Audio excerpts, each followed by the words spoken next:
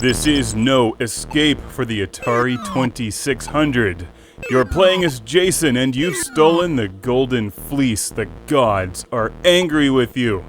To test your weak mortal powers, you've been locked in the Temple of Aphrodite and must fight Furies in an attempt to escape. But as the title would suggest, there really is no escape.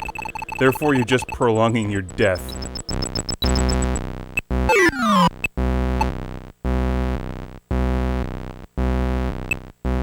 Maybe there is an escape, like 1,000 levels into the game. I don't know, I didn't get that far. This is a very interesting game for the 2600 from Imagic that has no relation to the film starring Ray Liotta. This was donated to Classic Game Room by James in New Jersey. Thank you. He also sent me a Vectrex sticker. I'm putting that on my PlayStation 3. This game is like Space Invaders played backwards.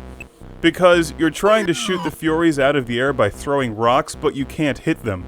If you hit them, they multiply. Instead, you have to knock bricks out of the ceiling, which then fall on the Furies, and then eliminate them. There's a couple different difficulty settings, but the game starts out very easy and then gets difficult quickly as they start moving in erratic patterns and shooting back at you, with very small shots that are difficult to see and move quickly.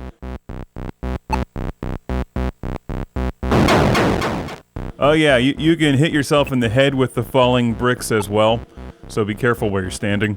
This isn't one of the better known Atari 2600 games, but if you like Space Invaders or Demon Attack, any kind of game that has invaders descending on you from the blackness, you should check this one out because it's such a cool variation on that tried and true style of arcade gameplay.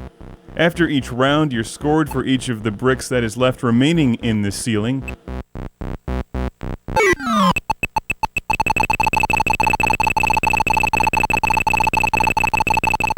And you earn bonus points for clearing each wave without missing a shot. That's pretty easy at the beginning, but it gets much more challenging as you keep playing. I haven't really figured out the best way to hit these guys yet. You can throw stones straight up or sort of curve them off to the side a little bit. I found that throwing one off to the side and then one directly up seemed to work because the bad guys later on will actually start to avoid your shots or avoid the bricks falling from the ceiling. It's much more challenging to time your shots or time your firing in this game than it is in Space Invaders, because you have to take into account the time that your stone will take to reach the ceiling and then knock a brick out of the ceiling coming back down. In addition to the fact that the Furies will frequently move the opposite direction of the bricks if they see them coming. What you really need is a flamethrower.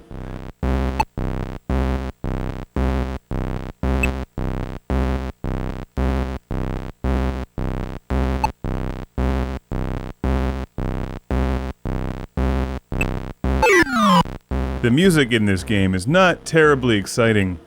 It's like the music from Jaws, played at a different speed in a different key with different notes. So then it really wouldn't be like the music from Jaws at all.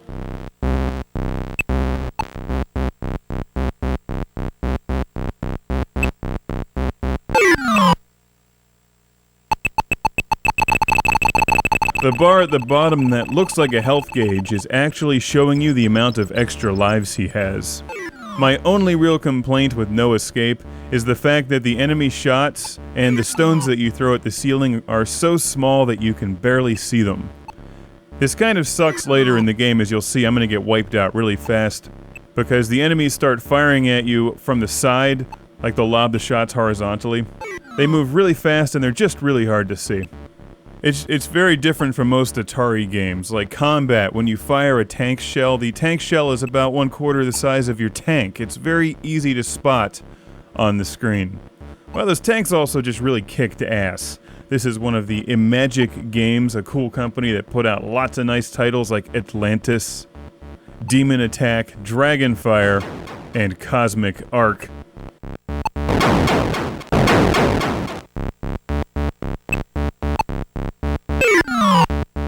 If you enjoyed those games, make sure that you add No Escape to your collection.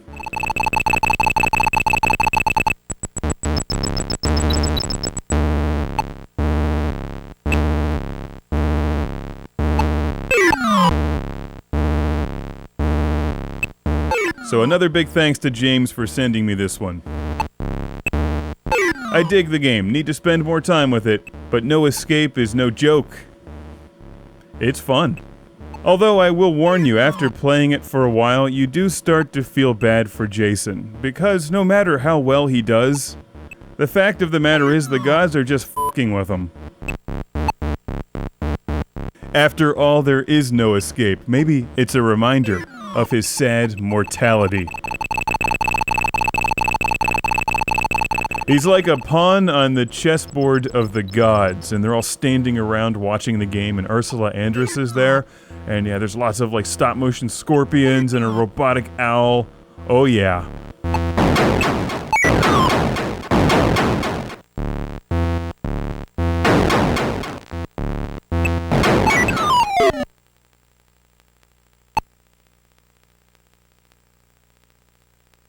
That's the saddest video game ending ever.